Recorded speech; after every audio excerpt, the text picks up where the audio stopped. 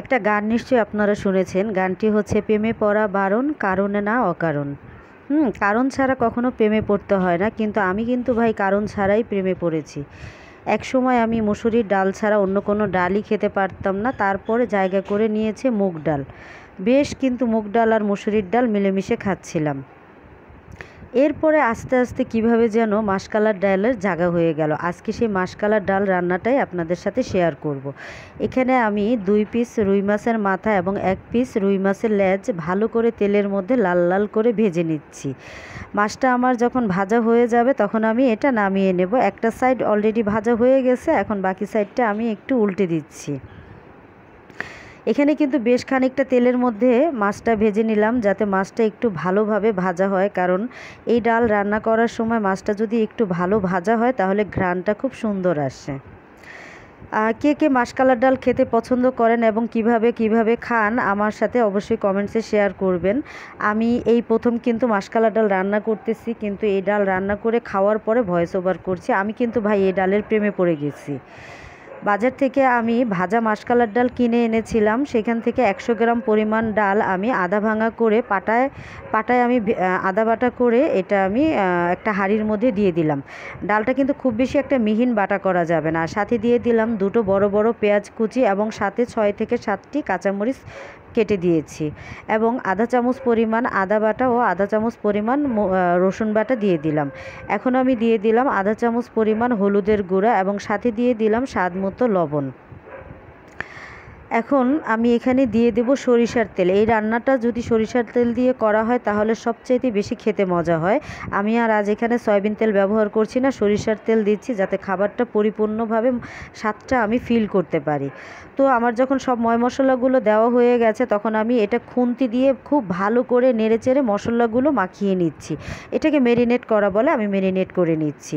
আর এটা যখন আমার মাখানো হয়ে যাবে, আমি এই মাখানো অবস্থায় এখানে আমি ডালের জন্য ডাল রান্নার জন্য পানি দিব। তো আমি এখানে একটা পরিমাণ আপনাদেরকে বলে দিচ্ছি, 100 গ্রাম ডালে 1 লিটার পরিমাণ পানি দিতে হয়। 1 লিটার পরিমাণ পানি দিলে এটা যখন আমি রান্না করে নিব তখন যেই পরিমাণ এটা রেশিওটা থাকবে সেটা একদম 100% পারফেক্ট হবে, মানে না পাতলা না ঘন, এই টাইপের হবে। তো এখন আমি চুলাটা ধরিয়ে দেব। চুলাটা বন্ধ অবস্থায় কিন্তু আমি এগুলো করে নিয়েছি। চুলাটা ধরানো হয়ে গেছে, ডালটা বলক আসার জন্য আমি এখানে অপেক্ষা করব। তো বন্ধুরা, যারা আমার চ্যানেলটি সাবস্ক্রাইব করে আমার সাথে আছেন তাদেরকে অসংখ্য ধন্যবাদ জানাচ্ছি। আর যারা এখনও আমার চ্যানেলটি সাবস্ক্রাইব করেননি, প্লিজ আমার চ্যানেলটি সাবস্ক্রাইব করে আমার সাথে থাকবেন। পাশে থাকা বেল বাটনটি ক্লিক করে দিবেন যাতে নতুন নতুন ভিডিওর নোটিফিকেশনগুলো আপনাদের কাছে পৌঁছে যায় আর আপনারা দেখতে পারেন। ডালটা বলক চলে আসছে, এখন আমি ভেজে রাখা মাছের টুকরো, লেজের টুকরোটা আর মাথার টুকরোটা আমি দিয়ে দেব। দিয়ে খুব সুন্দর করে এটা জাল দিয়ে নেব। আর ভিডিওটা দেখতে দেখতে যদি আপনাদের কারো ভালো লেগে যায়, একটি লাইক দিয়ে সম্পূর্ণ ভিডিওটি দেখে নেবেন এবং কারো কিছু জানার থাকলে কমেন্টসের মাধ্যমে জিজ্ঞেস করতে পারেন। আর যদি আমার কোনো ভুল ত্রুটি হয়ে থাকে নিজ গুণে ক্ষমা করে দিবেন। আর আপনাদেরকে আরেকটা অনুরোধ করব যে আমি তো আসলে খুব বেশি একটা ভালো রান্না পারি না, আপনারা আমার চাইতেও খুব ভালো রান্না করতে পারেন। তারপরও আমি যেভাবে রান্নাগুলো করি ওই রান্নাগুলি আপনাদের সাথে শেয়ার করছি।